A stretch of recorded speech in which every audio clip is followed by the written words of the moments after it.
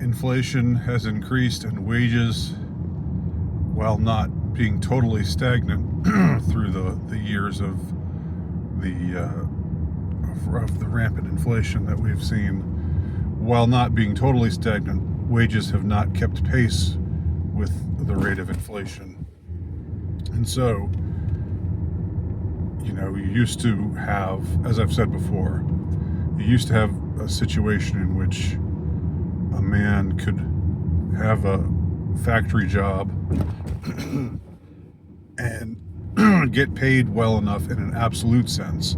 Maybe the actual number of dollars he gets paid was less than what someone working a factory job today would get paid. But in an absolute sense, his paycheck went further because, again, a man could work, a single job like that, and not a swanky job, and not a, incredibly high earning job, but still make enough to be able to have a house and raise a family and provide for a family.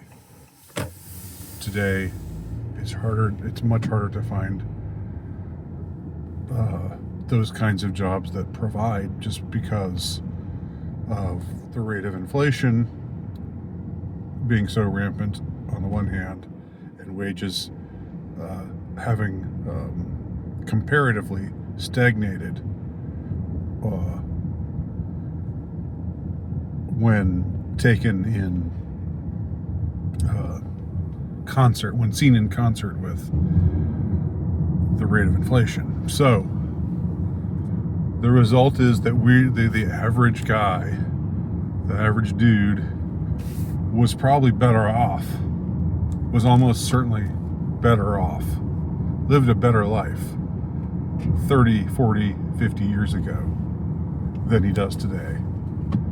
And that's really sobering when you really think about it. And it's so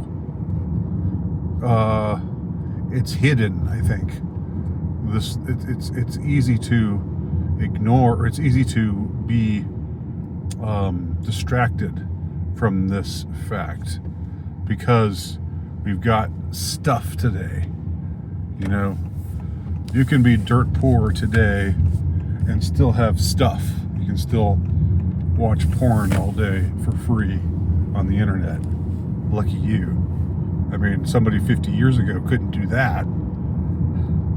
Somebody 50 years ago had to pay for his porn, had to go out and find it, and had to pay for it and risk being seen, and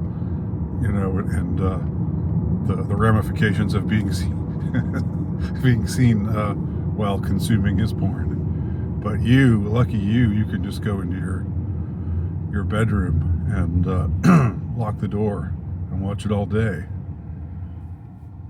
Yeah, I mean, this took a sort of sordid twist there. This pseudo monologue here, but I'm emphasizing that to make a point. I think in some ways, those who don't have it well, the poor, the not well off, the unemployed, or the underemployed,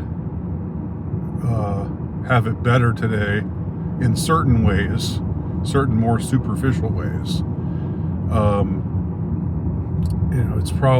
It's definitely easier, if you're poor, not to starve today in a first world economy anyway, than it was like in 1912. If you were poor in 1912, you might not know where your next meal is coming from. Today, you probably aren't worried about starving.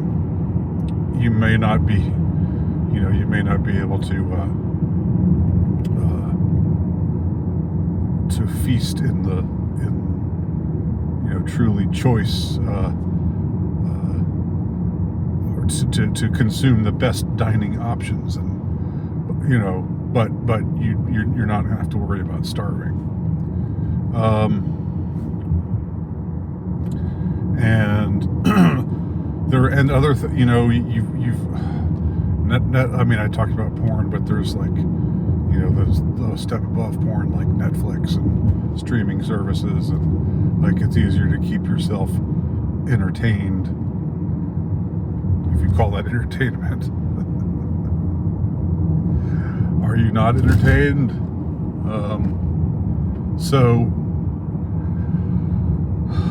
So there are things that hide it, that like they manage to hide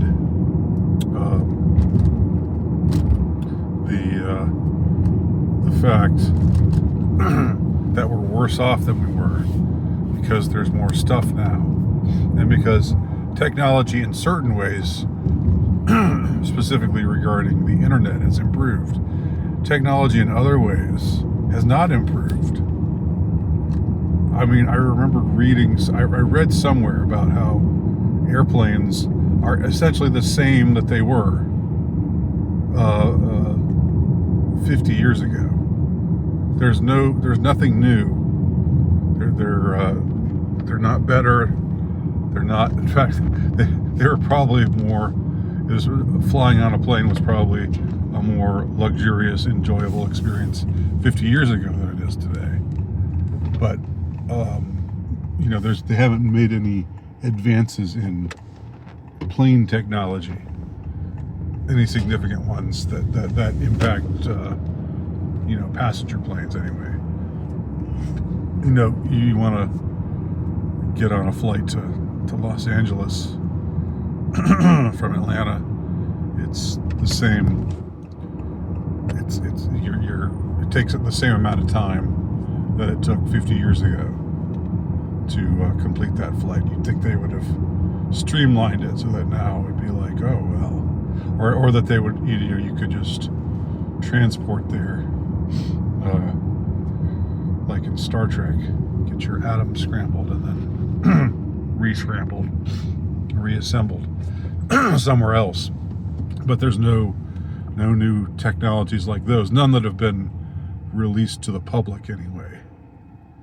Who knows what the higher ups, what they're doing at DARPA or whatever. Who knows what kind of technology those kind of people have access to. But it hasn't been released to us plebes. We don't have that. So the result is, I think, the average man lives a drearier life than he did 50 years ago. But that dreariness is easier to distract from, because you can spice it up with free porn and I don't know, other goodies, you know, and you can, in your favorite kind of potato chips, and you know, like you know, the things that you can afford to buy on assisted living. You know, you're not you're not gonna die of hunger, but you're maybe you're gonna die of you know, hardened arteries, or you know, because of the swill that you're eating. Notice I said swill. I didn't say that other word, because I'm a creative person. The swill that they're forcing you to eat, that you're forced to eat, you know, it's not healthy like food was in the past. And all the artificial stuff, the GMOs, what are they called? You know, the stuff that the GMOs put in the food.